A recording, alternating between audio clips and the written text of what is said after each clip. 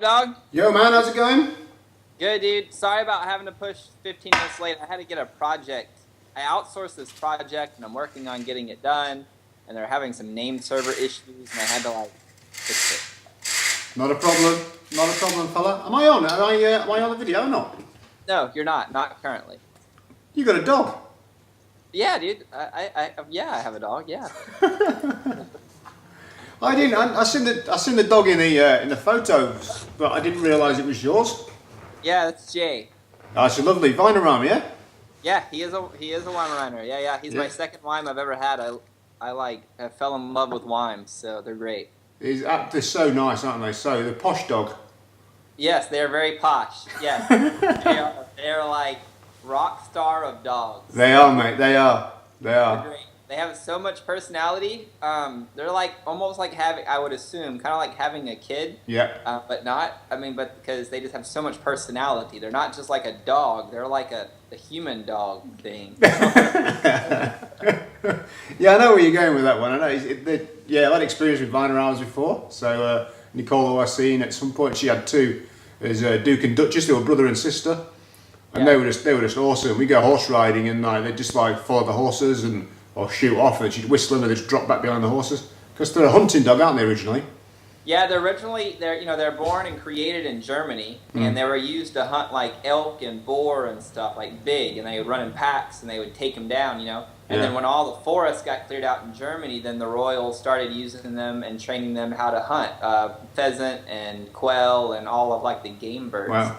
And so they became like this really good overall work all day pointer dogs. And that's really what they're used for. I mean, even here in the States is bird dogs. But the two that I've had, dude, they don't care anything about hunting at all. And most Weimaraners, they're just crazy and they run forever and they're super energetic.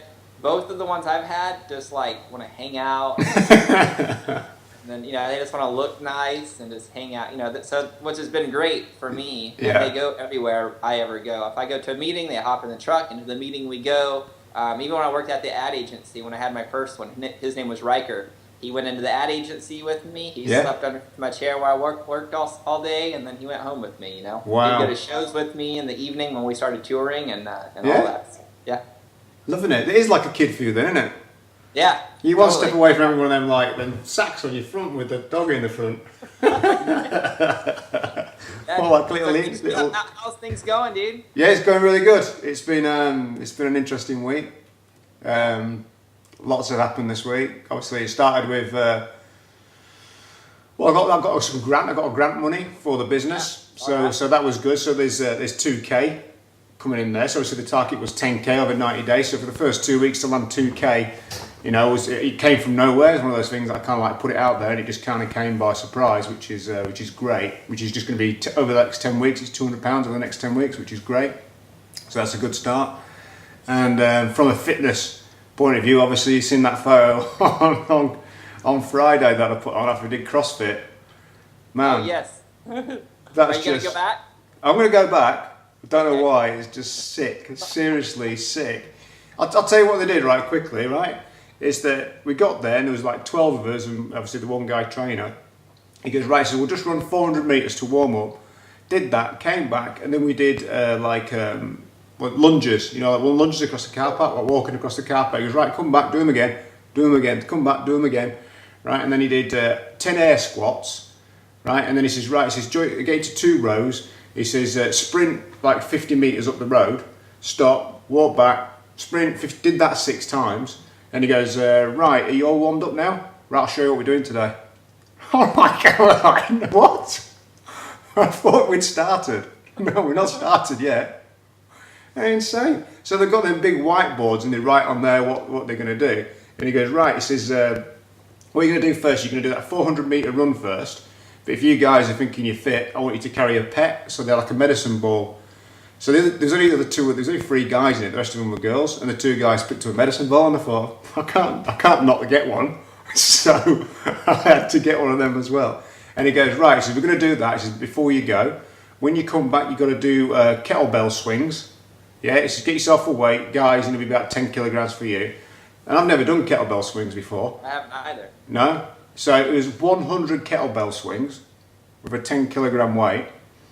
right? And then he goes, straight after that, you've got to do 100 air squats, 100, and your legs have got to go below 90 degrees.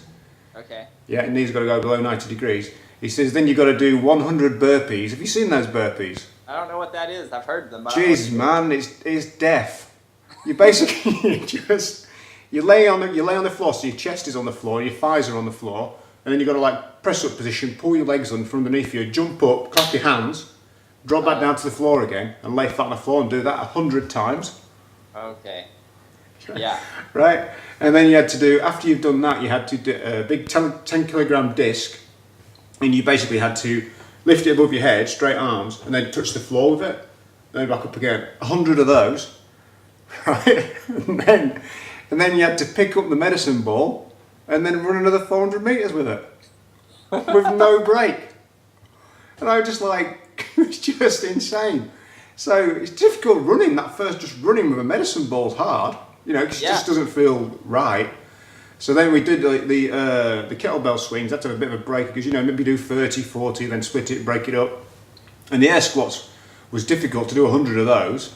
Oh, yeah. But then burpees, I did 3 of those burpees. I was just laying on the floor going, I thought I was fit. Because there's some quite bigger people than me there. And I thought, I look reasonably fit. And I thought, I've got this in the bag, you know what I mean? This is going to be all right. I came second to last out of 12 people, right? All the women beat me. All the women. I was crushed. And then I was doing these burpees. I don't know if you can see the camera, right? I was doing the burpees and I was like this against the wall. I was like feeling like ill. And the guy's coming over, he goes, carry on, get going with it, come on. And I'm like going, man, if I carry on anymore, I'm going to throw up over your nice clean gym floor. And he goes, not a problem, I'll get you a bucket. He went and got a bucket, put the bucket at the side of me, get down, do some more. I'm like, what sort of gym has 6 buckets? I have never in all my life been as bollocksed as that, ever. I thought I was going to die. It's mental. It's just for insane people. But yeah, I'm going to go back next Friday. Hey, it will definitely get you ready for your race. It's a do or die, I think, mate. That is. It's definitely a do or die one. So yeah, that was that. I was going to play squash on Saturday morning. I used to play 2 hours of squash. That wasn't happening after that. But Michelle says, I think you're just doing too much. I think you need to give yourself a bit of a break. Because obviously we're doing the bungee jump as well at 12 o'clock. So obviously you've seen the bungee as well. But we had tequila slammers before we did the bungee jump and a pint. I really wish I hadn't had the pint before I did the jump.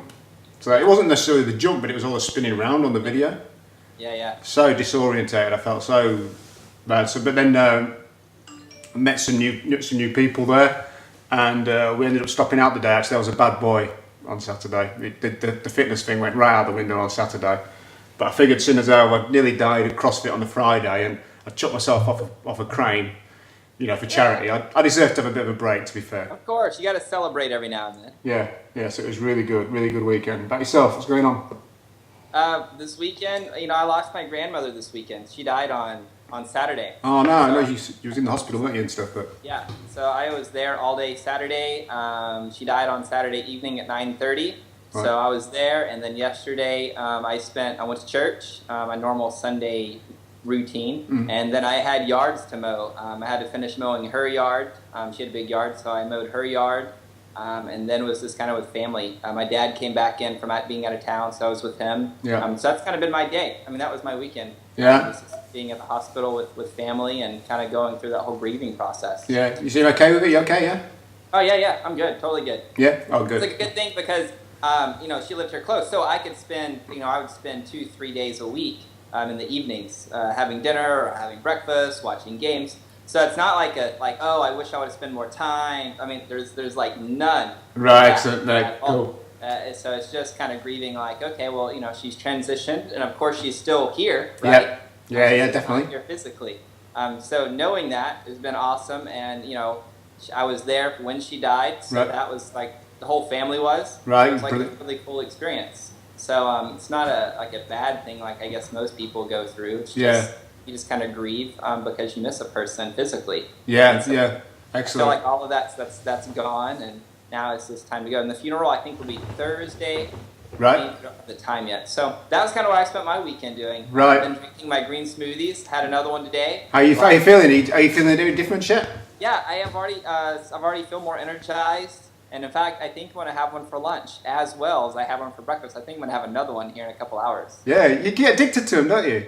Yeah, they're good. It's And I was making it, and I drank it, and I was like, wow, I just ate like 2 handfuls of spinach, a whole apple, a whole carrot, and celery. yeah. That's like a big meal.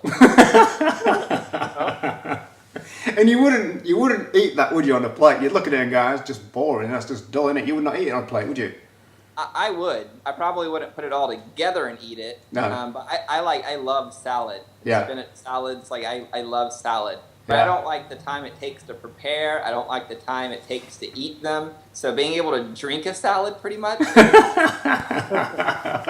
It is good. I'm gonna because I'm still like mixing it up a little bit and trying to find stuff. Because I'm looking at the prep figures. So time's a big aspect for both of us. So I'm trying to like find the best ways of doing stuff. I mean, I got a big lettuce the other day, and I thought I'll just cut it all up and like put it with some onions, and I just took it in a Tupperware. But it's turned brown after like a couple of days, 2 days. So that doesn't work.